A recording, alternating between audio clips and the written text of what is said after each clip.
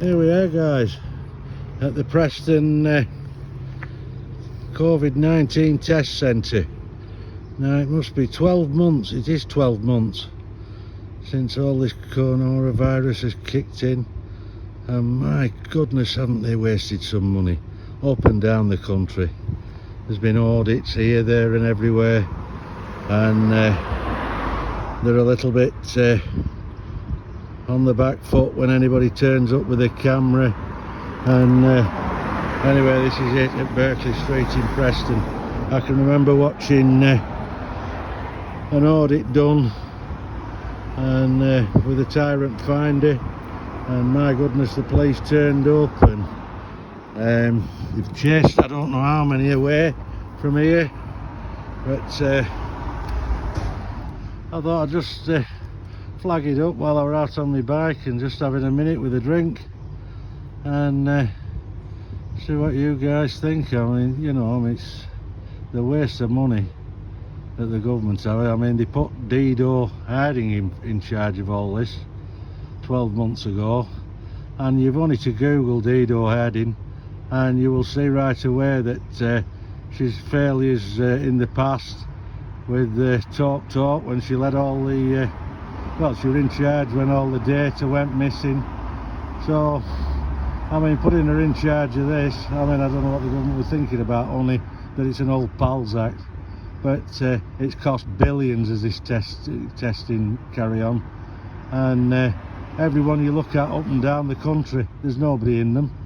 You might just see an odd one going in and out, but where they're getting these thousands of positive tests, I don't know. I'm not a conspiracist. I mean, at the end of the day, I had my vaccine the other day along with my wife. You know what I mean, you follow the science and you follow the data, but I'm just wondering who's kidding who here. You know, it's key. Well, I mean, you open one of these COVID-19 test centres, you've got to ask yourself the question, why on earth are they employing all this security? I mean, it's not as though people are going to go there fighting and screaming and kicking and shouting. You might have the odd camera having a look, but my goodness, all this security, it's, I don't know who's paying who and what's doing what, but it's an absolute quagmire of a situation. But anyway, I hope all you guys are keeping safe, and let's just see in the coming weeks and months whether we get back to some like normality. But putting Dido Harding in charge of things, it would have been my last move. My goodness.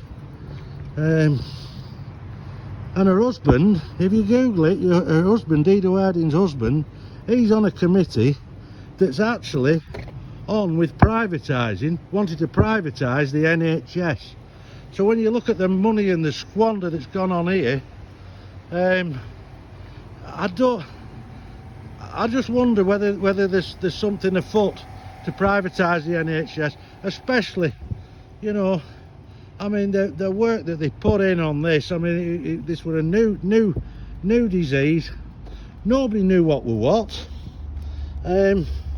You know, we can all have it. First I'd heard of it, but you know, I mean, it's been a bad one, and the NHS have been above it and beyond, and they're not losing the same amount of people now in hospital because they've learnt to learn about the disease, and you know, people are coming out now. They've recovered, thankfully.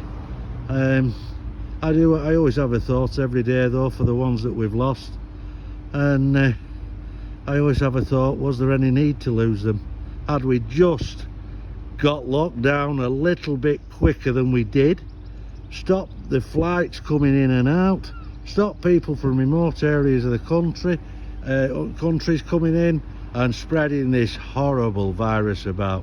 And as I'm closing off here, I've just had a look on the news this morning, and it would appear that Europe are on with a third wave. It's only a matter of time. It's going to come across here, you know, with the travel in and out of Europe. Let's just hope that summer gets rid of this. And listen, everybody get your vaccine. don't listen to the anti-vaxxers. It's you know, I mean, at the end of the day, if nobody gets a vaccine, it'll take us all out.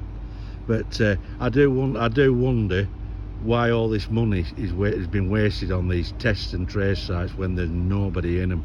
Walk through testing sites as if you can just walk in, and then they need to have an appointment. Then there's a thing up say, oh, we don't want any photography. I mean, what damage is a camera going to do to anybody? I mean, they do get excited when they come out. Oh, you can't film here, you can't film there. But thankfully, nobody's been out to me. Nobody's challenged me. But here we are. You stay safe, guys. Love and respect.